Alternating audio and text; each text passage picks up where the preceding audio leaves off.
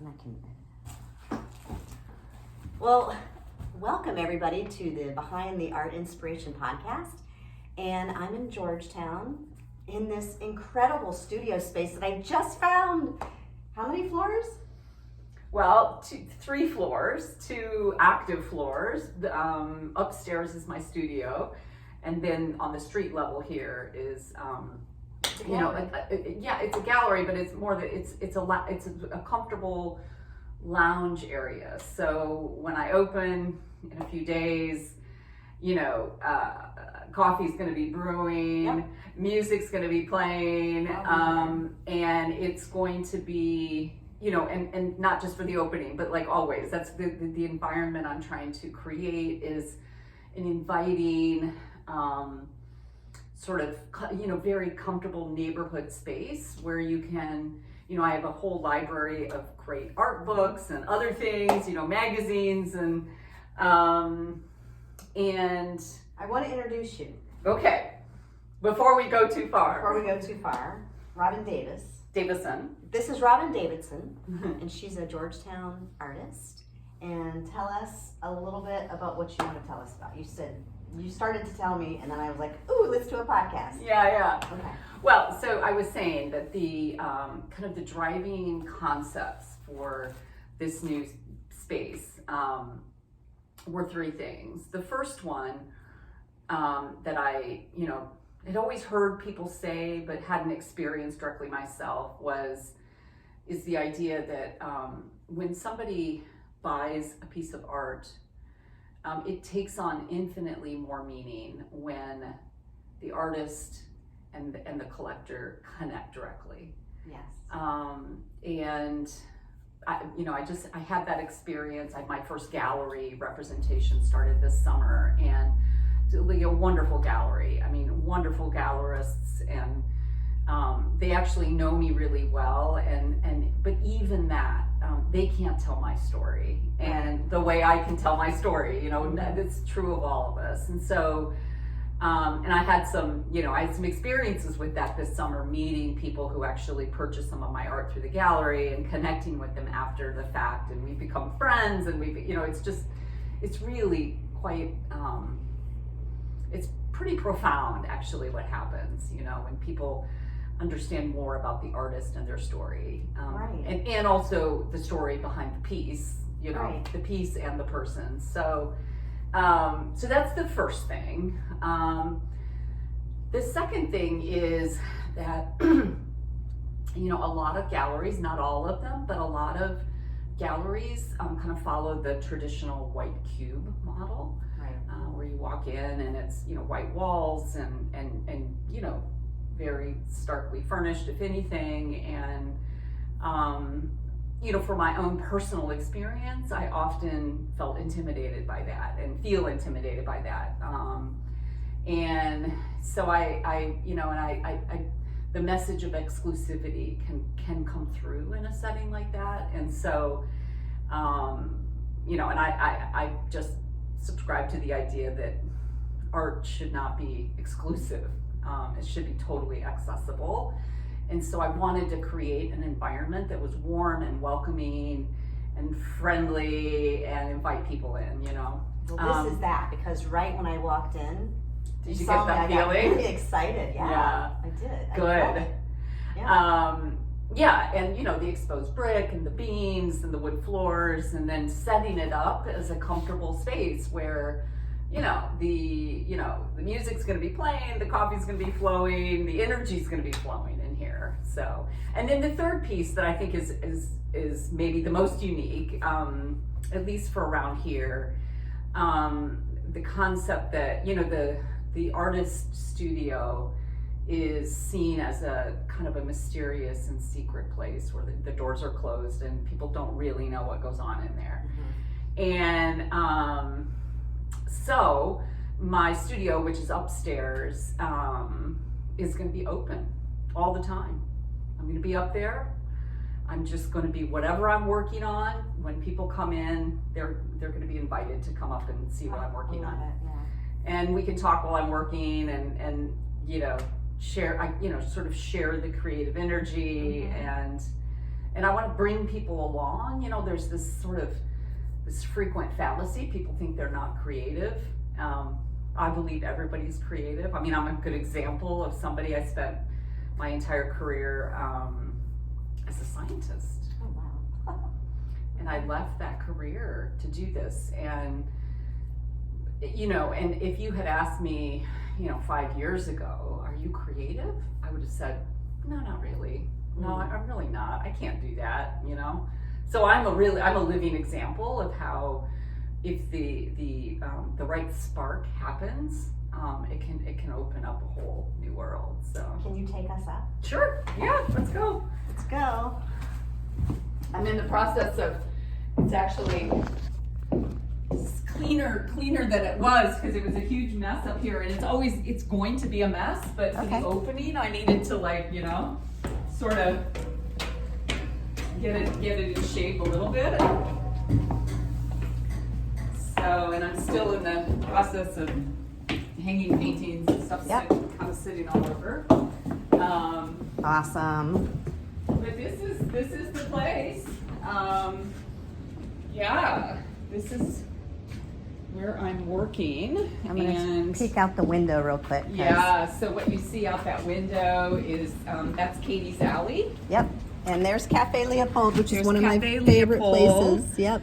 And we've got the landmark yellow bicycle shop right across the street, which is great as a landmark, because when I tell people where it is, they go, oh, I don't know where that is. And I'm like, do you know where the yellow bicycle shop is? And they're like, oh, yeah. So on my podcast, I've been all over the world. Yeah. All over the world. Cool. In Hawaii, Cambodia, Australia. But this is the first inside Georgetown studio that I've been in. Oh, cool. People love to look at materials and I was trying to tidy. This would look like a bomb went off yesterday, and I've been making these. Well, we can see some downstairs. I'm gonna put this down somewhere. These little 4x4 little 4x4 pieces of original art that are like my printed papers and collage, and for the opening, people are going to have the opportunity to pick one and take it with them. Okay. Yeah, so I've been madly working on those, so this was like, you know. Yes. And I'm working on a couple of pieces here where I am, it's kind of a new thing I'm working on, where I'm painting canvases loose, and then I'm sculpting them into kind of 3-dimensional pieces. There's an example of one downstairs. It's in its kind of almost final stages. I've got to finish it, but anyway, I have picked up a couple of frames on Friday, so that's what these are. And what do you use to sculpt the canvas with? Like, what do you? Well, so I treat the canvas with a variety of things. Is it raw canvas? It's raw canvas to make it really stiff. Like this is that one is not done, so it doesn't have the stiffness. But you can feel this one is. You can feel. See how stiff this is over here. Yeah. Like, so this, and I tested this like all summer. I did a summer residency and worked on working out the treatment of the canvas to get the stiffness. And so when I start to sculpt it, it holds the shape. Okay. Yeah. So that one's in its, and it's so, this has been so interesting for me, because making a 2-dimensional painting like this, and then where, you know, you get the composition and you get it the way you want it in 2 dimensions, but then when you bring the 3rd dimension into it, it brings a whole new challenge to make a composition. This composition then turns into something different. Right. When you bring that 3rd dimension in, and it's a real like mind game. So, so that's been exciting. So yeah. But what's going to be fun here on this wall, on the grand opening on Saturday, is I'm going to be I'm going to roll out a big piece of canvas. It's going to fill most of that wall, and I'm going to start it, you know, get some background colors down. And then I'm going to set up a table with a ton of art supplies, and I'm going to crowdsource a painting. Fun. Yeah. And then I'm going to, you see this big space? Yep. Oh, wow. Okay. So I'm going to stretch it, and it's going to hang there, permanently, as a reminder of, everybody's going to participate. Everybody can participate if they want, come along for the ride. So that's going to be super fun. So I'm getting that ready this week. Let's go back down so we can sit in our cozy little space that you created. Okay. And you said there's a third floor. Yeah, the lower level is, it's not that exciting to look at, but as an artist, you appreciate it's wonderful storage. Oh gosh, yeah. I joke that it's like the best part of this place, as beautiful as all this is. To have, do you want to see it? Yeah, I do. To have storage is like. Sorry, this is so moving around. This is, of course.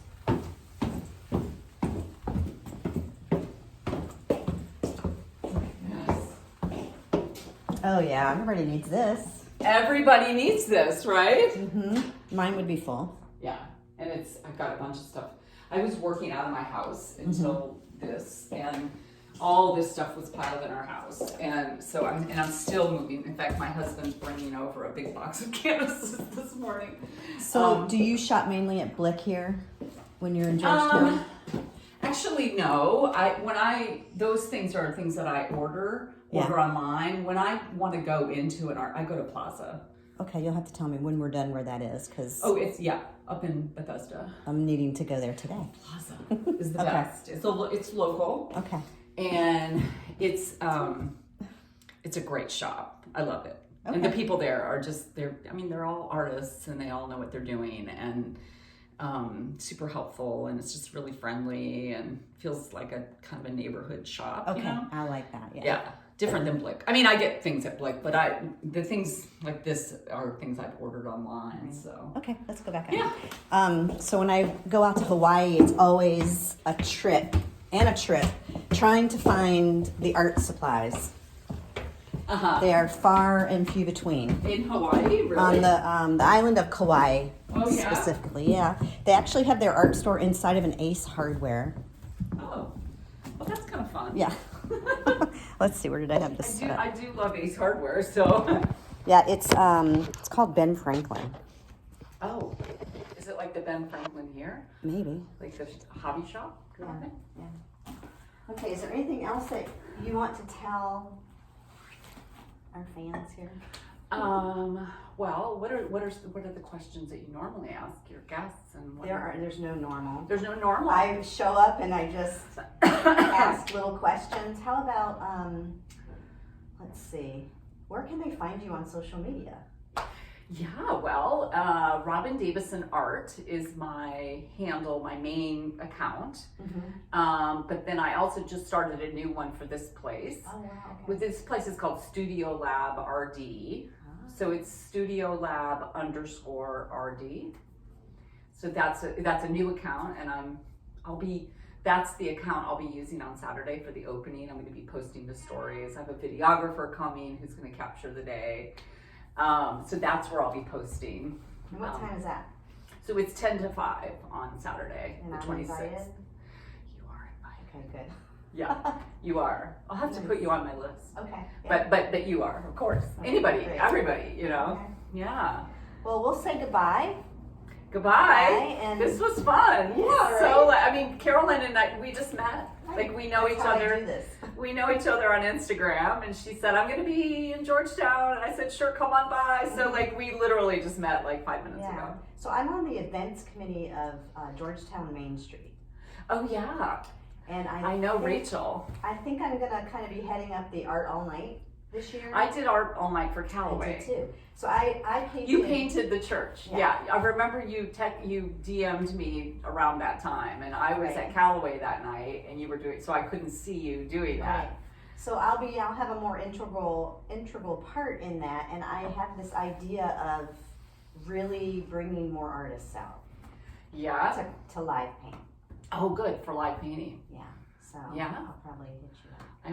I'm all for. I'll be like in tip-top condition for live painting by then after months of doing Yeah. this. Yeah, I loved Art All Night. It was great. Rachel's Sign out. awesome. Bye, everybody. Bye.